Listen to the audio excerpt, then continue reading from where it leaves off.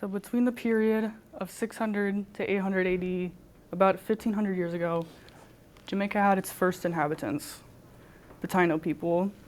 They migrated from South America, primarily from around the Orinoco River area, around modern-day Venezuela.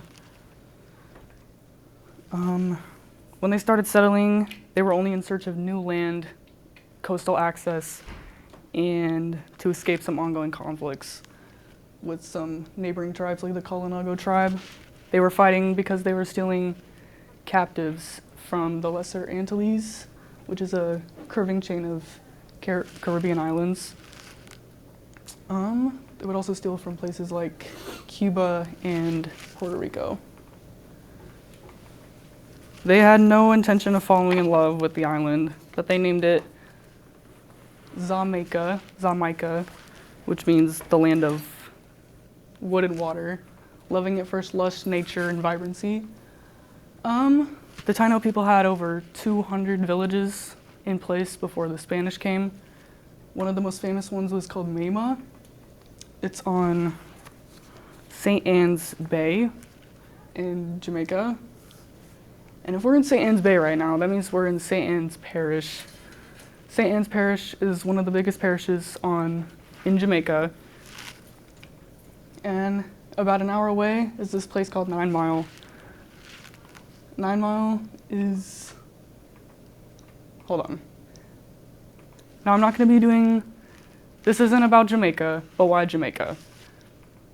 First, as we're on this car ride, about an hour and a half to 9 Mile, let me review and go over what we're gonna be talking about today. I'm gonna be going over Bob Marley's early childhood and his hobbies, his entry into music and beliefs, and his impact and who he is to Jamaica.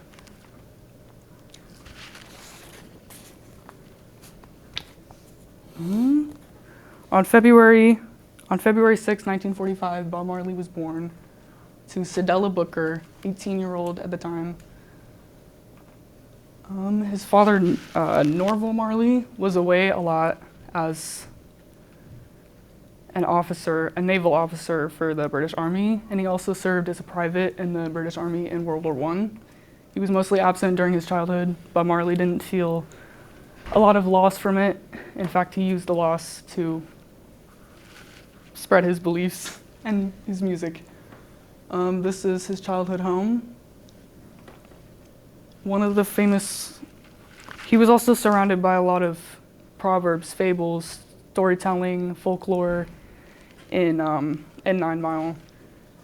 One of the most famous ones was the story of Anansi the spider. He was a trickster. It's an African story. It originated in Ghana. He was saved by 6 sons. He got himself into trouble.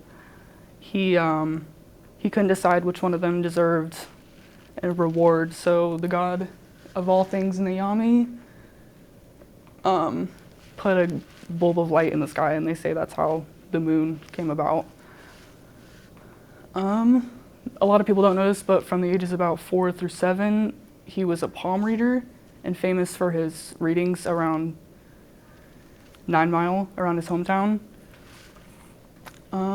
His friend, Alan Cole, who was nicknamed Skill, he said most of his predictions came true, in fact. He also went to a lot of the local festivals and celebrations, like for holidays like Christmas and New Year's Eve. He would go to the local harvest festival in 9 Mile. He would also go to this African dance called Junkanu. It was supposed to be a mocking of colonial leaders, colonial imperialists, and it was supposed to spread African roots throughout Jamaica and to keep those roots alive. He was surrounded by a lot of music on local streets. He was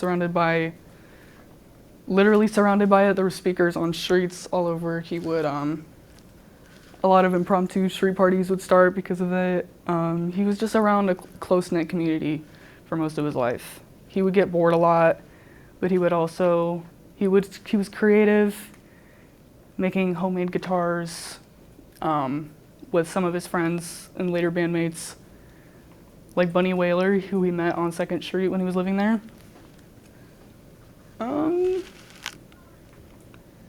He would also listen to the radio a lot in his house, and it was influenced by ska, rocksteady, those are music types, and he was influenced by 1960s musicians like Ray Charles. He would later go on with Bunny Wailer and another person to create the Wailers, Bob Marley's band, and leading to his success later down the line. He would also meet his wife Rita, and who was in the Soulettes at the time. They shared a unique taste in music together. That's all I have.